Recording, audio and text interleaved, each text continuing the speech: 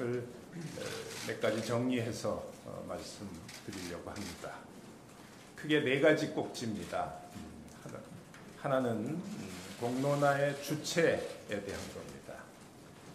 공론화 과정은 처음부터 끝까지 저희 공론화위원회가 주관합니다.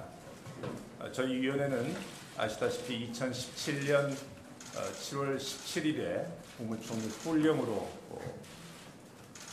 제2조에 정한 바에 의해서 그 소관 업무를 위임받았습니다.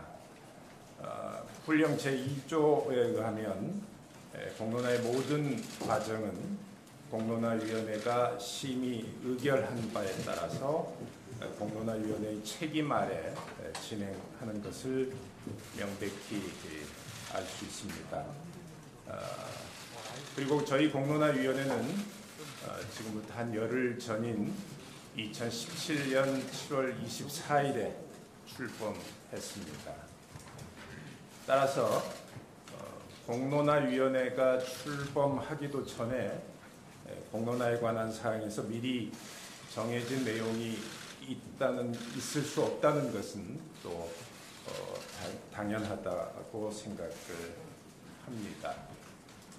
두 번째는 공론화의 목적에 관한 겁니다.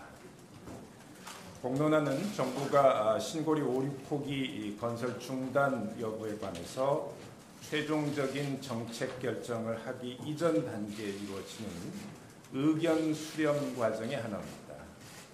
다시 말하면 공론화는 공론화에 관한 중요 사항에 관해서 조사, 연구하고 공론화 과정에 참여한 시민들의 수기 결과를 정부에게 전달하는 데 그 목적을 두고 있습니다. 정부는 이런 공론화 절차에 따라서 수렴된 수기 결과를 존중해서 최종 정책 결정에 적극 반영하겠다는 의지를 이미 표명한 바 있습니다. 정부의 정책 결정권자가 공정한 절차를 통해서 확인된 시민의 수기 결과를 논쟁적인 정책 사안에 대해서 최종 결단하는 데 필요한 자료로 활용하겠다는 뜻으로 이해합니다. 그러나 이는 어디까지나 정책 결정의 최종 권한과 책임을 갖는 정부 판단 사항에 속합니다. 공론화위원회로서는 공론화 목적을 달성하기 위해서 해야 할 소관 사항 그 자체에 집중하는 것으로 그 책무를 다하려고 합니다.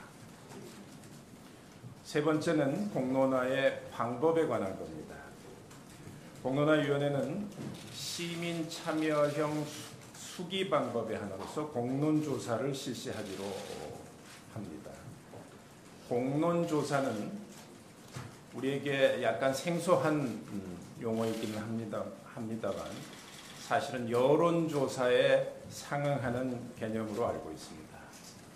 두 가지 다 시민들의 의견을 집단적으로 수렴, 확인하는 절차라는 점에서는 동일합니다.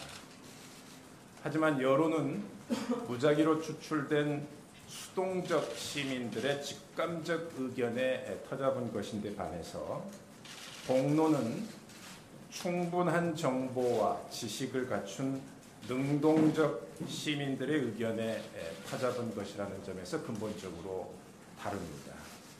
그래서 공론은 여론보다 훨씬 질이 높은 집단 의견이라고 평가받고 있습니다. 시민 참여형 수기 방법으로 지금까지 다양한 유형이 제한됐고 실제 시행된 여러 사례들이 있습니다. 공론조사 외에도 시민 배심원제 역시 그런 수기 방법 중에 하나입니다. 하지만 학술적, 실무적인 의미에서 양자는 전혀 다른 유형에 속한다는 것이 관련 학계의 정설입니다. 시민 배심원제는 해당 정책 의제에 관한 의견을 대표하는 시민이 참여하지 않습니다. 성별이나 연령, 직업 등을 고려해서